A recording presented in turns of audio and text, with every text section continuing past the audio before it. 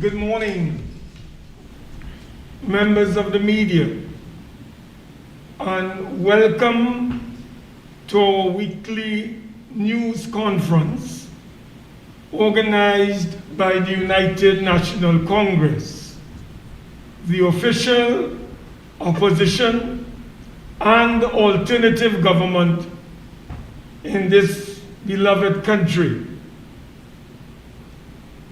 of ours.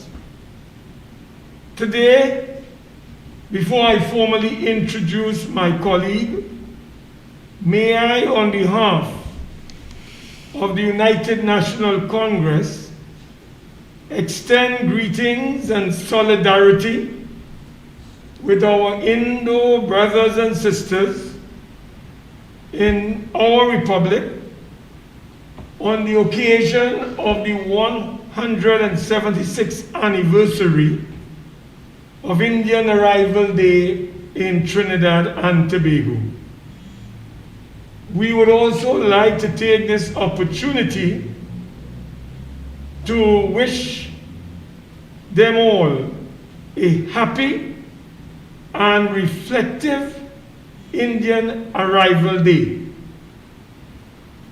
At the same time, we would also like to take this opportunity to extend in advance warmest greetings to our brothers and sisters of the Christian community on the upcoming Corpus Christi occasion, which will be observed on Thursday, the 3rd of June, 2021.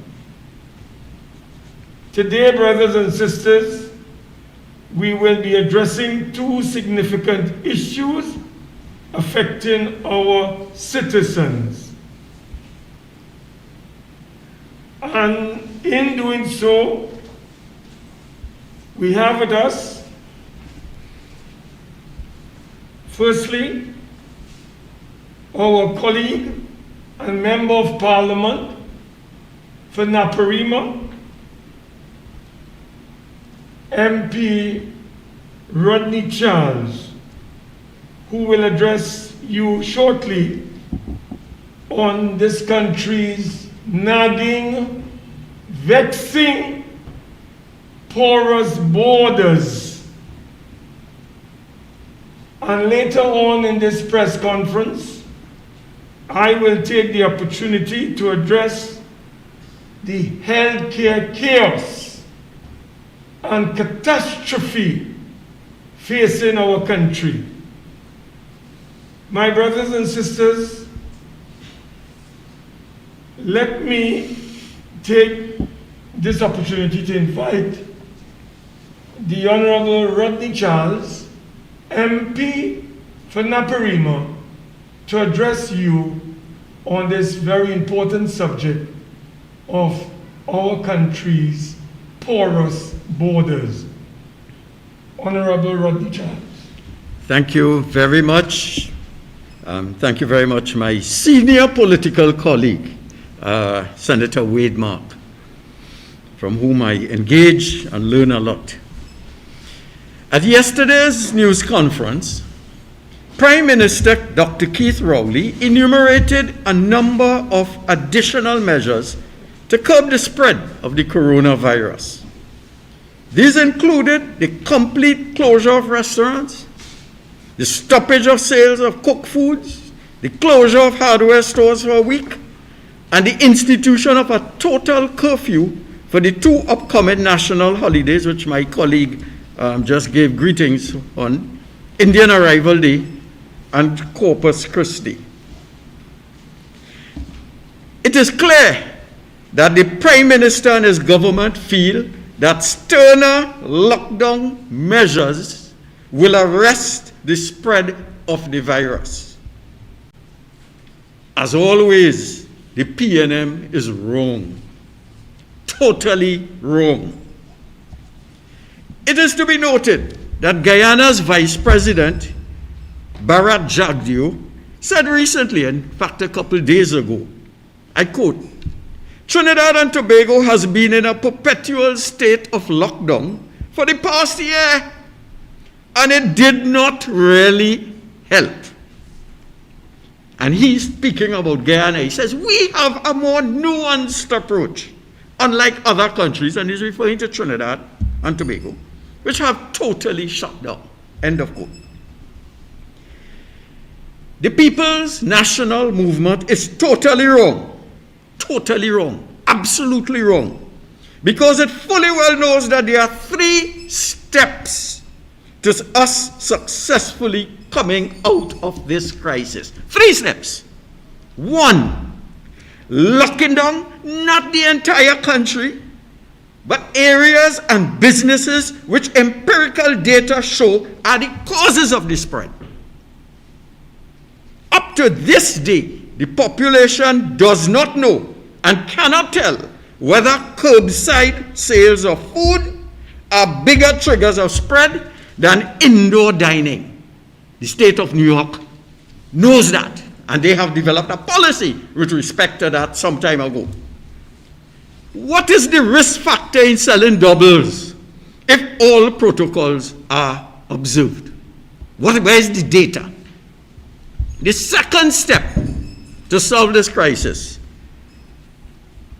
and the real catalyst for us getting out of this crisis, is to fully vaccinate 1.2 million citizens, thereby achieving herd immunity.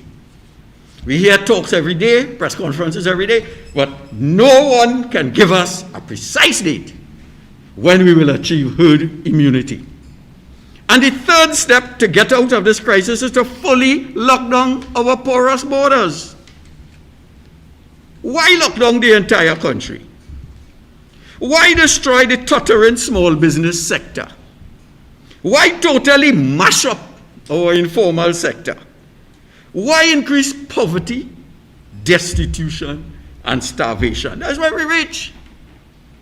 Why put us through all this trouble and inconvenience when your goal is to vaccinate only 10% of the population by August this year?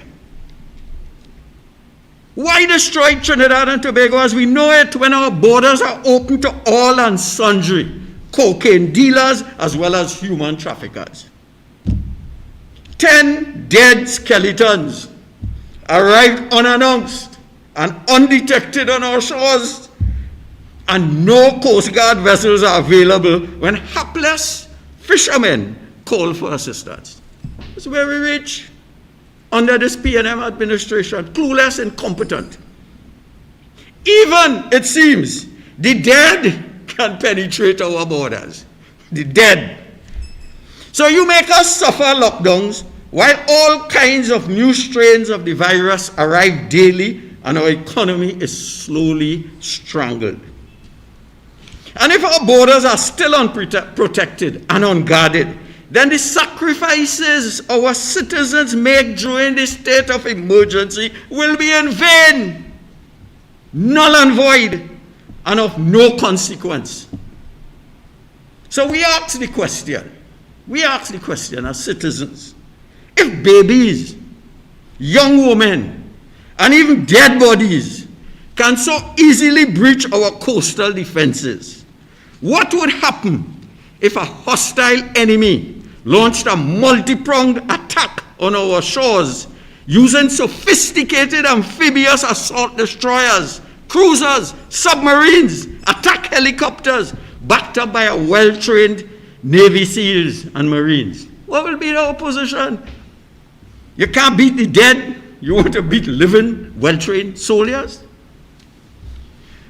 Would it be a repeat of our history when in February 18, 1797, Sir Ralph Abercrombie, with 18 British warships, destroyed the Spanish fleet under Sebastian Apodaca, charged with our coastal protection? Apodaca scuttled the ships in the vicinity of the same Stobbles Bay where our naval assets are allegedly tied up, moored. Is Fitzgerald Hines, there's our Minister of National Security, is he Trinidad and Tobago's 21st century version of Apodaca.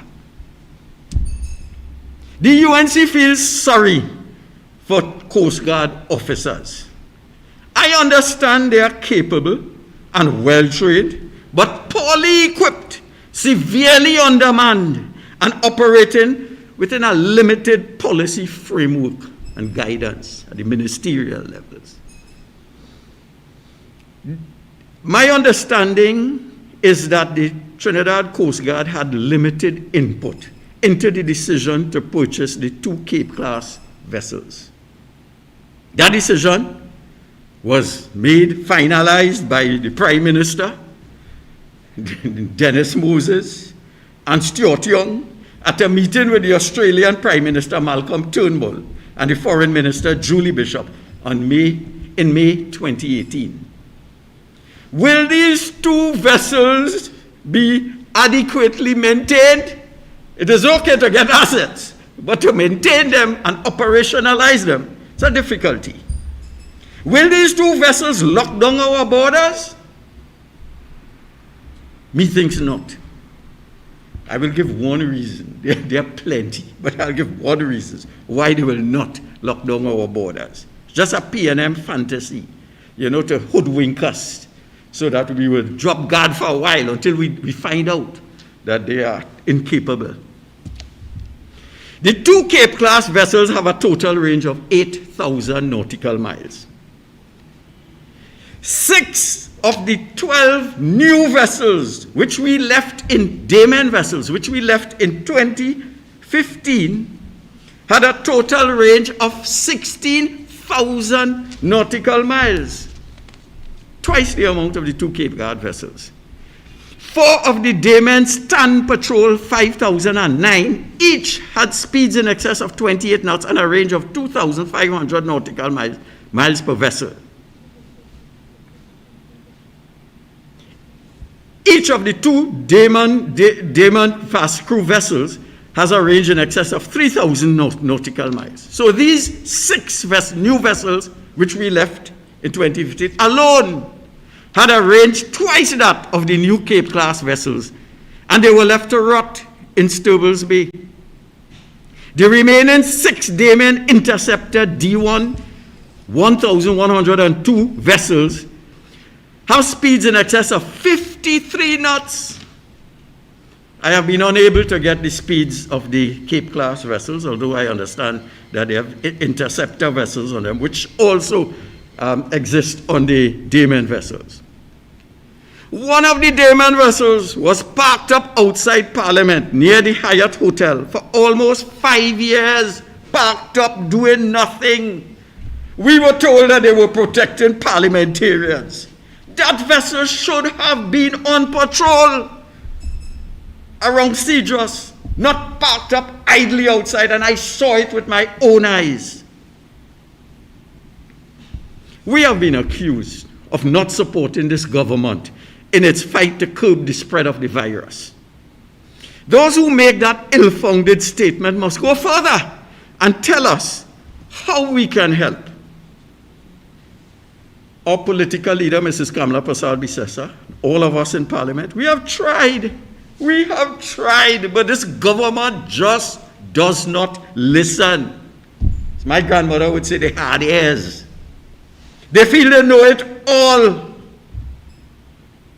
Despite the insults, the pejorative statements, and the condescension in and out of Parliament, we labor on, offering suggestions, but to no avail.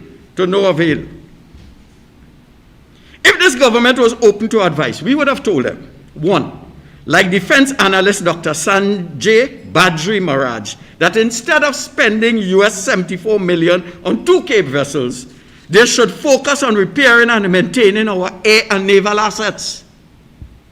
The 12 Damen vessels plus the 4 AW-130 helicopters currently grounded, plus the 2 C-26 aircraft, if properly maintained, were more than adequate to our coastal patrol needs.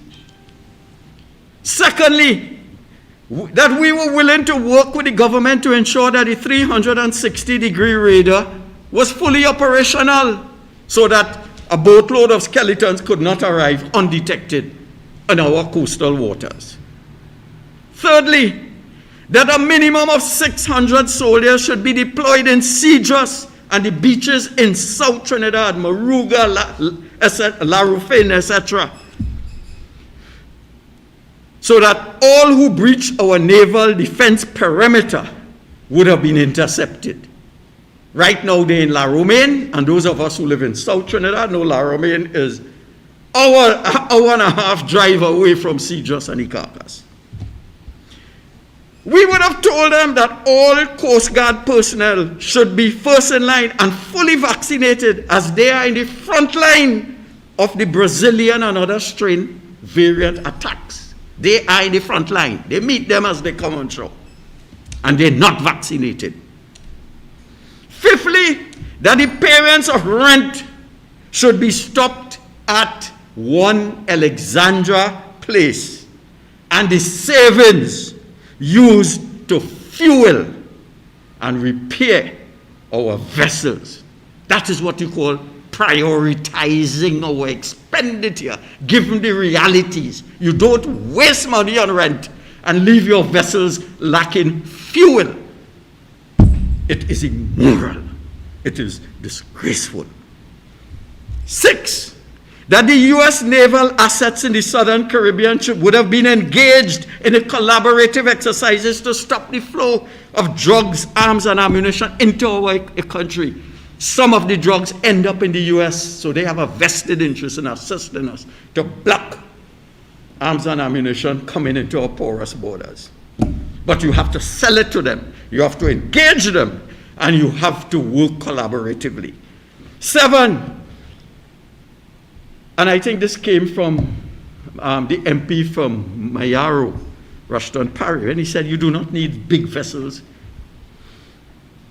We would have suggested locally manufactured small fast patrol vessels be acquired and equipped to outrun the pirogues loaded with illegal immigrants.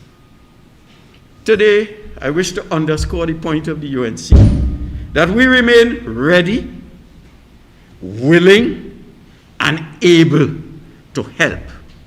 But this PNM administration refuses to listen or consult with us. I thank you. Thank you very much, my colleague and friend, Honorable Rodney Charles.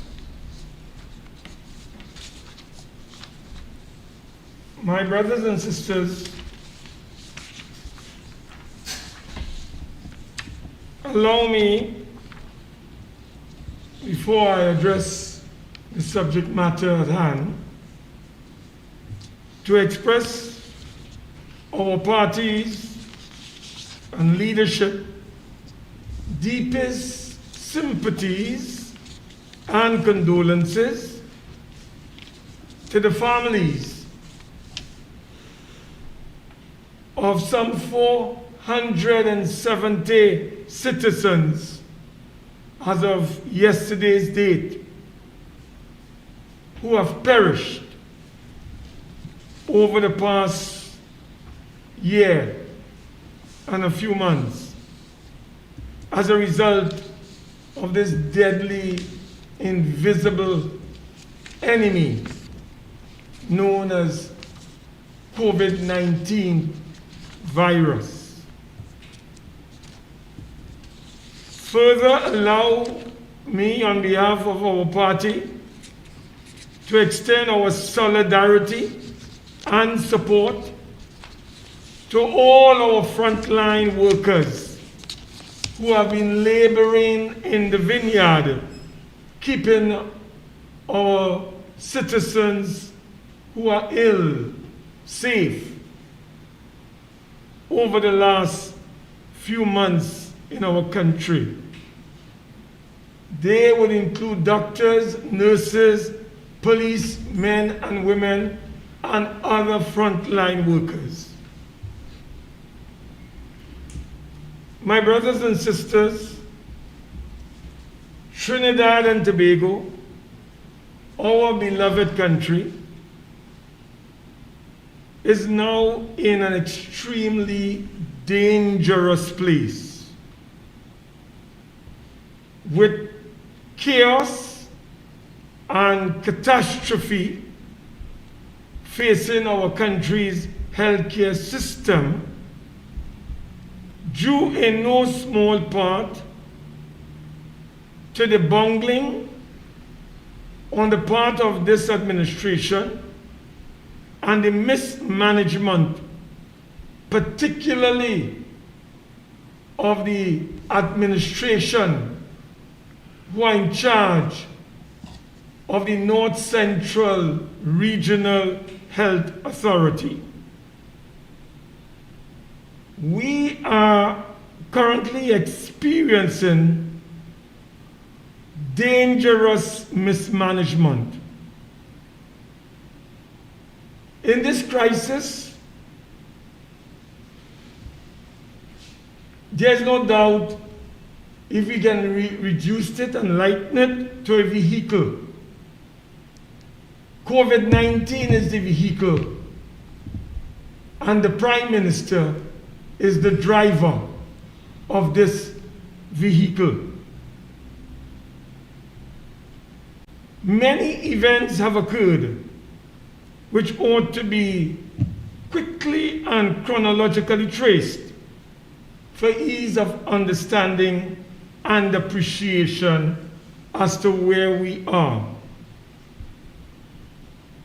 What started as a letter of inquiry into the transfer of senior doctors at the Couva Health or the Couva Hospital has now snowballed into a full-blown healthcare crisis.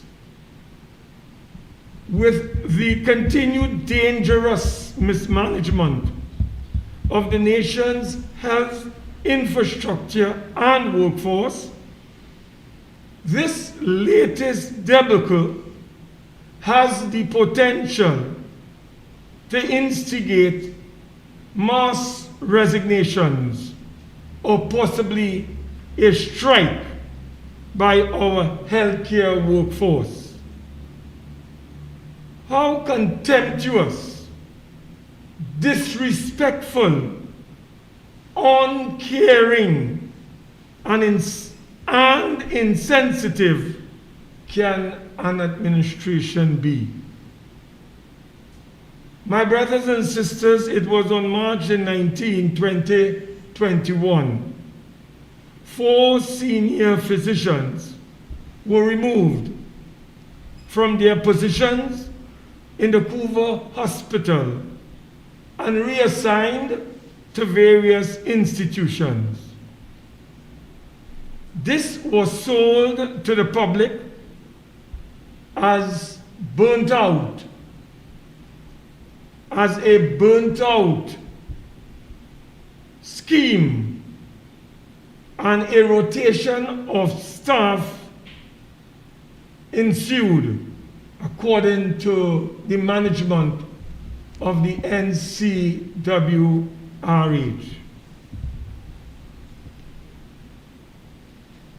My brothers and sisters, it was stated that this was requested by the doctors that were ultimately transferred. However, on the 21st of May 2021, the then Chief of Staff at the Couva Hospital, Dr. Dawn Martin, unequivocally refuted this claim and noted that it was critical that the existing team stay in place for the management of the COVID-19 patients. Dr. Martin, Dr. McComb, Dr. Kernahan, and Dr. Mohammed were the senior doctors that were moved out of the Couva Hospital. The question that needs to be asked, brothers and sisters, is why were these doctors moved? Why were they transferred? Why were they rotated? Is it that they could not bend, or they could not be bent to the will of the ruling government or the ruling party? We have reports that both cases and deaths are now being underreported. And the government and the Minister of Health in particular needs to clear the air on this matter. Are doctors being pressured to labeling a death as cardiac failure when the patient presented with COVID-19, but during the course of management passed away due to a weak heart? Is this death by COVID-19 or death by heart failure? The doctors would have the final say on this. And these senior doctors would not allow their reputation and integrity to be compromised. These are questions that are crying out for honest and truthful answers. We cast no aspersions. What has resulted is a complete demoralization of the team in place to manage our citizens whilst they need specialist attention. Have the board of the NCRHA responded to the doctor? And if not, why not, brothers and sisters? In an unusual twist, the Chief Executive Officer, Davlin Thomas, announced that the new team at the NCRHA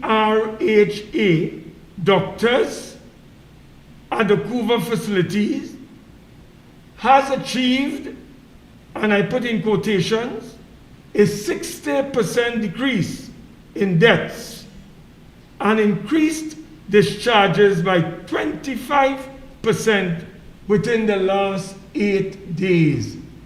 This is a statement that was issued by Mr. Dalvin Thomas. I want members to look at this letter of Mr. Thomas. Is in fact produced in today's Newsday article, and it is entitled NCRHA CEO Deaths Down at Couva with New Medical Team.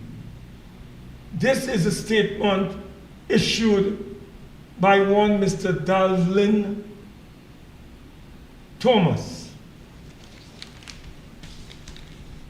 My brothers and sisters, in this article, Mr. Thomas went on to say, and I quote, "The North Central Regional Health Authority is engaged in a strategy of structured and continuous improvement using a systems approach, which implies that we engage the situation with synthesis and holism as opposed to silos and reductionism." End of quote. He has attributed this reduction to improving, in quotation, quality on a platform of, and I quote, organizational transformation processes. My brothers and sisters, what Mr. Thomas did not say, according to the Trinidad and Tobago Registered Nurses Association, was that due to the expansion of the parallel health system to accommodate an increase in COVID-19 positive patients, the following occurred. That is what Mr. Thomas surreptitiously did not inform the public. 1. The Couva Hospital is now treating 15 less patients than in the past. So it is down from 149 to 134. Mr. Thomas did not communicate this information to the public in his release. Couva Hospital is treating 22 less critical patients who would have been in the intensive care unit or the high dependency unit, reducing the patient load from 65 to 43. Mr. Thomas did not convey this information to the population. COVID-19 positive patients who are being treated outside of the Couva Hospital has increased from 394 patients to 500 patients. Mr. Thomas did not relate or convey this fact to the population. The Ministry of Health, further, Couva COVID-19 hospital increased from 11 to 16. That was not conveyed to the population by Mr. Thomas. My brothers and sisters, the Ministry of Health continues to not include COVID-19 positive patients who are treated outside of the official COVID facilities. Thus, the question must be asked, where is the CEO evidence of a reduction in mortality due to a new team of doctors? We ask Mr. Thomas, where is the evidence? Where is the proof? Should his services be utilized globally as the premier authority on COVID-19 management, given the fact that he has, within 8 days, according to his statement, had a reduction in deaths by 60% and discharges by 25%? Or was it simply the CEO comparing figures from a period of higher occupancy in the ICU to a period of decreased occupancy in the said ICU? If so, brothers and sisters, this would be gross representation of medical data and should be strongly rebuked and wrongly condemned by the country and its population. Is it now possible that due to the new doctors being placed in charge of the COVID-19 patients, that less patients are now being treated at this facility, which is the Couva Hospital, due to inexperience? These are questions that we are asking, and we want answers. Has this change in personnel from senior doctors to less senior doctors resulted in a reduced workload at the Couva Hospital? My brothers and sisters, if so, this is mismanagement at its highest levels. Using the Ministry of Health's own tabulation, it shows that between 12th of March 2021 to the 19th of May 2021, COVID-19 mortality rate was 1.8%. That is the data coming from the ministry. However, between the 20th of May 2021 to the 28th of May 2021, COVID-19 mortality rate was 3.21%, which is higher than the world average of 2%. How then can the Hoover Hospital, under the stewardship of the new czar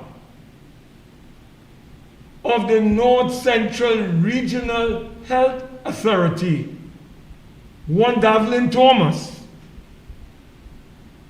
have such incredible statistics, whilst nationally we are falling behind? Why is the CMO not using Davlin Thomas's expertise to save the lives of our citizens at the nation COVID-19 hospitals? Brothers and sisters, my brothers and sisters, enough is enough. Too many senseless and innocent lives are being snatched away on a daily basis because of this dangerous manipulation of data and statistics to suit the selfish political ends of this PNM administration and their cronies, stooges, and tools. In those circumstances, therefore, we in the United National Congress are calling for the immediate resignation of Davlin Thomas, the CEO, for managerial negligence, criminal managerial negligence, incompetence, and putting the lives and health of our citizens at risk. This is criminal misconduct on the part of the CEO. We demand an immediate apology be issued to the doctors concerned and to the nursing staff affected by these ad hoc measures to restore staff morale and to prevent a nationwide strike of healthcare workers as this fiasco continues to gain momentum. The entire board of the NCRHA should also tender their resignation immediately, given this crisis that is gripping our nation. And it's not only us saying this, it is not only us in the UNC questioning this development, brothers and sisters. Look at today's Guardian, look at the headline, brothers and sisters. Doctors in firestorm. That's a headline in today's Guardian. CMO, minister, distance themselves from the NCRHA CEO statements. We don't want you to distance yourself, CMO. We don't want the minister to distance himself. We don't even want the prime minister to distance himself. We want this gentleman immediately, the new czar, fired, removed, dismissed from that position that is unfit to hold. The Medical Association accuses him of manipulating data. This is not UNC talking. This is the Medical Association, an independently incorporated body in our country, saying that the CEO is guilty of manipulating data, yet the sacred cow is not being removed by the Prime Minister, who appointed him as chairman of that state board committee of the cabinet. And you have the TTRNA talking about what? Shocking implications. That is what is in today's papers, my brothers and sisters. Let's go to page 14, my brothers and sisters of today's Trinidad Guardian. We are not speaking here as a guardian of democracy on St. Vincent Street. Davlin Thomas must explain. That is their editorial today, because they too are very concerned about Davlin Thomas manipulation, changes in his stories like a charlatan, chameleon, changing every single day. Once it was burnt out and he had to rotate. Now he said he has an MBA or MSc in organizational theory. What does that have to do with his criminal negligence and his dangerous mismanagement of the North Central Regional Health Authority, under which Couva Children's Hospital, which the PNM has renamed, the Couva Hospital, falls under their jurisdiction. This is what the Guardian is saying. And if he cannot explain, the Guardian is saying he must go. He must resign. We are not saying this, brothers and sisters. This is the Trinidad Guardian, the democracy on St. Vincent Street. And brothers and sisters, as if that is not enough, we go to page 3 of today's Express. And to tell you how the czar of the NCRHA is being completely isolated because of his manipulation of the data to spew lies. The headline is, the chief medical officer disputes boasts from NCRHA. Parasram, no lapses in care or decrease in deaths nationally. So here it is, the chief medical officer is dismissing Davlin Thomas's manipulated statistics and data, and saying that this, brothers and sisters, does not represent reality. His statement does not represent reality. That is what's going on. And we go to the Express's rather, today's editorial of the Express. That is on page 14. And the Express article, its editorial reads, NCRHA boomerang blow.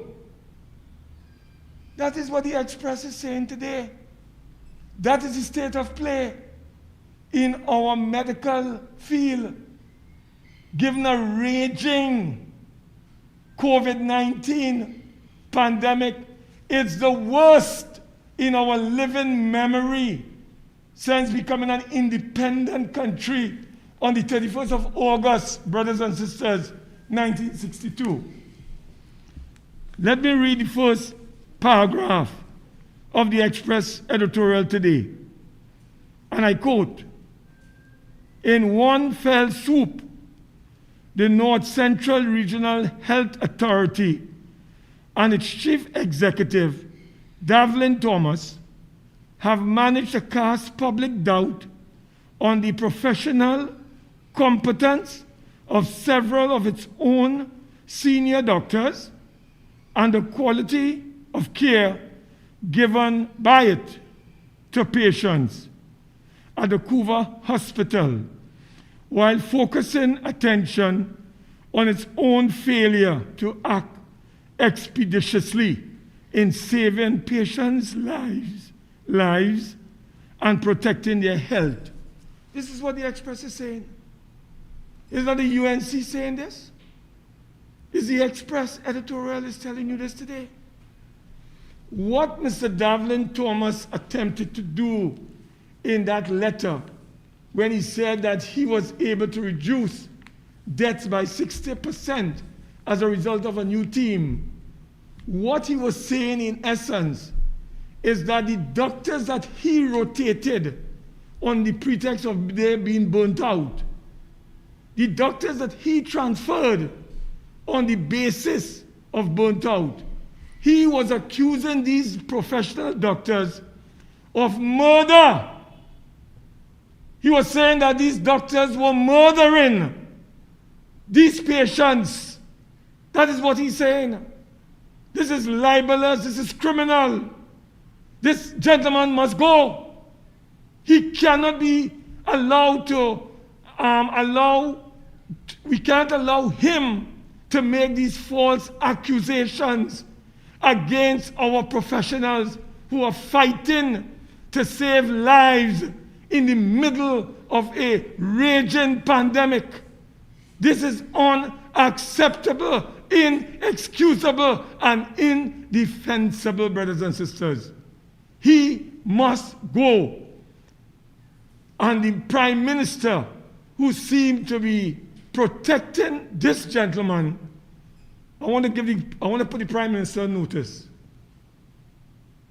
If you don't want to fire Davlin Thomas, I want to tell the Prime Minister today, on behalf of the 1.4 million people, you, Honorable Prime Minister, the Minister of Health, every member of that NCRHA board, every member, every director, and Davlin Thomas, every one of you will be held criminally culpable for the deaths of every patient at that Couva hospital. We put you on notice this morning. You take action, or the people will take action. This is a serious matter in which lives are perishing in a very senseless manner. And the Prime Minister covers up, and the Prime Minister protects Davlin Thomas, who must go, who must resign. And who is to fire him? The people who appointed him, the cabinet headed by the Prime Minister, Dr. Keith Rowley. Brothers and sisters, this is serious business. We are talking about the lives of 470 citizens who have died senselessly so far. And the numbers keep rising every day, every hour, every day. When will this stop? Well, we have to put a stop to this. The people of this country must put a stop to this. And therefore,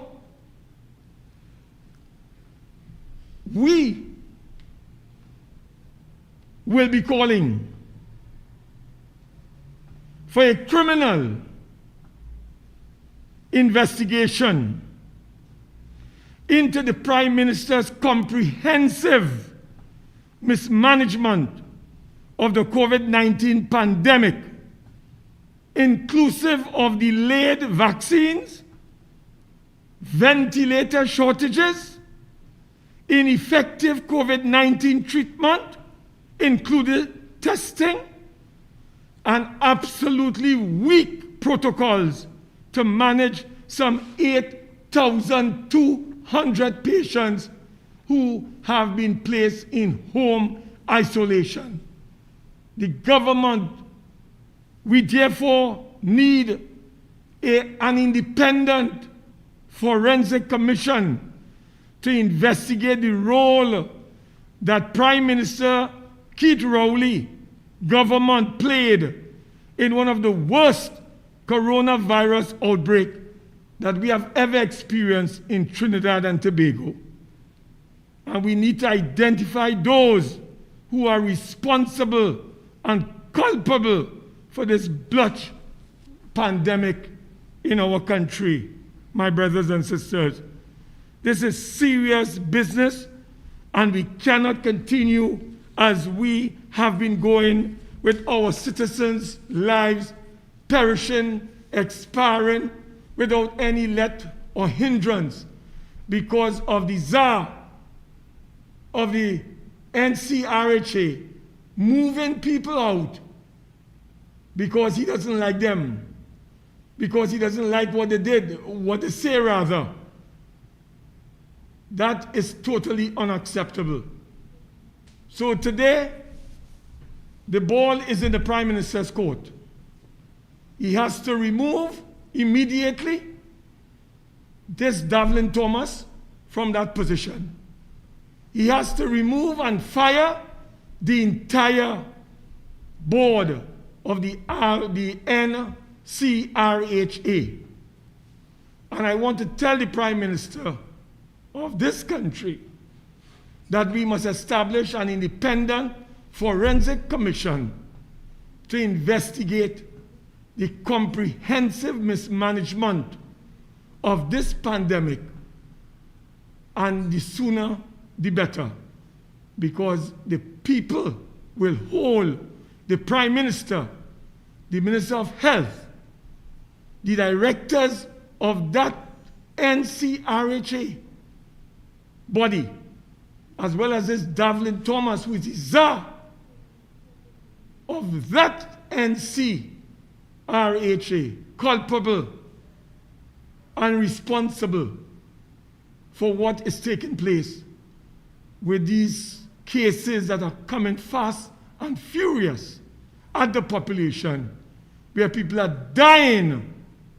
senselessly on a daily basis, and all we get is excuses and politics from the government and its cronies. Brothers and sisters, we pause at this time, and we invite you to raise questions, direct questions, to my colleague Rodney Charles or myself on the two matters that we have raised this morning.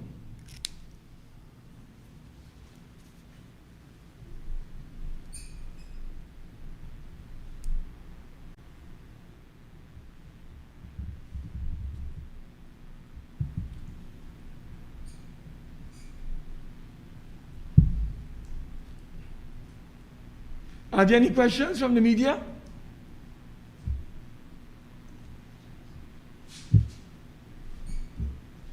All right.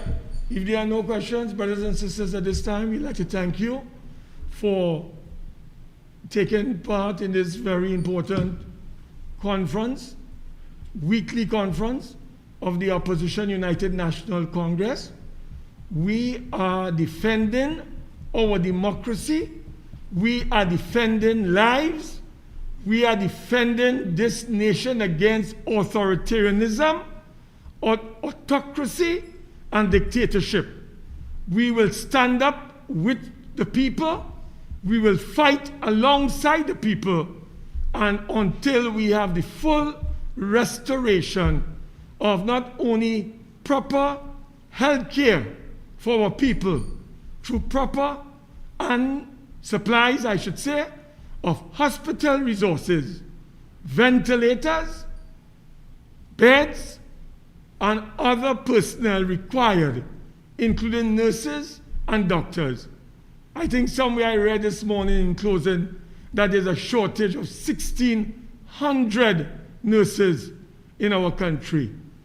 That is what the government should be addressing through the academy that we have established for nursing, training our nurses, our people to become nurses, and ramping up our doctors to be trained so that they can become doctors. Thank you so very much.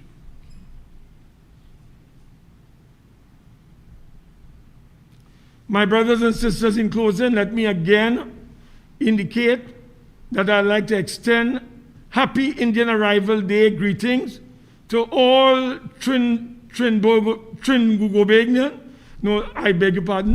Trinidad and Tobago citizens, all Trinidad and Tobago citizens, I must say, Hindus, Muslims, Christians, on this very important occasion which is being celebrated tomorrow, representing 176 years of the first arrival of Indo-Trinidadians, whether they be Christians, whether they be Muslims, whether they be Hindus, on our shores. That was on May 30th, 1845, on the Fatal Razak. Thank you so very much.